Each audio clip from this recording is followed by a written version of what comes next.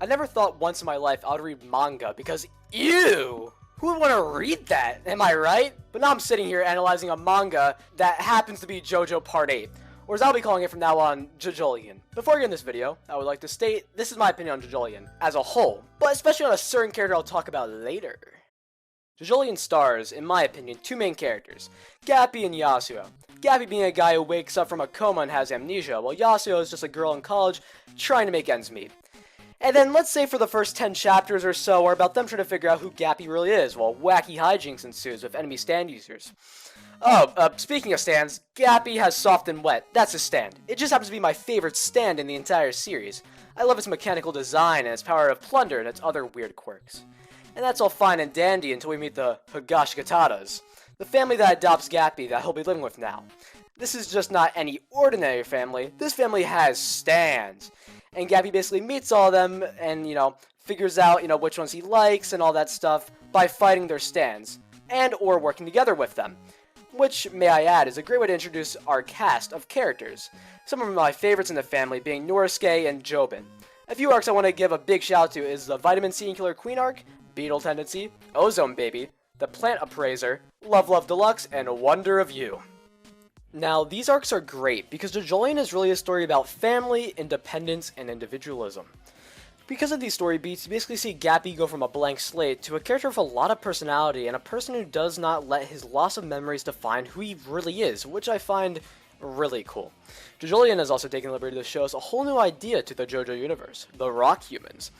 An organization of humans that are made of rocks that all want the new Rokakaka, which they want to sell because of its amazing abilities to heal people. But Gappy also wants this Rokaka to save his mom. This makes our main character, Gappy, have to fight the Rock Humans in a way that doesn't feel unnatural or forced.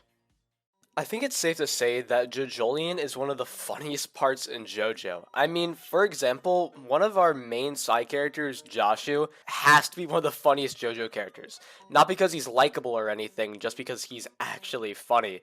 He's not really a nice guy though. In fact, I'm kind of happy to see him suffer because of the ridiculous things he does to Yasuo. But I never want to see the guy die, I just want to see him suffer. Also, our main character Gappy is really goofy with a side of goofiness. He just does the most out-of-pocket things to everyone. It's kind of hilarious. I don't know why. But Araki was definitely on some crazy stuff when he was writing JOJOLION, that's all I'm trying to say. Tooru is my favorite character in JOJOLION. Now, before you kill me in the comments, I would like to explain myself on why he is. Basically, Tooru is the foil to Gappy, which I love. Gappy does not let his memories hold him back, while Tooru only has memories. He's a person, always grasping at straws onto what was or used to be. But I think Tooru is a good message to us not to hold on to our past and always look towards the future. Not to mention his stand has an incredible design and power to it, and he also uses it very well. Wonder of You is honestly one of my favorite stands because of just the way it looks and how it's used in Part 8. I genuinely think it's awesome.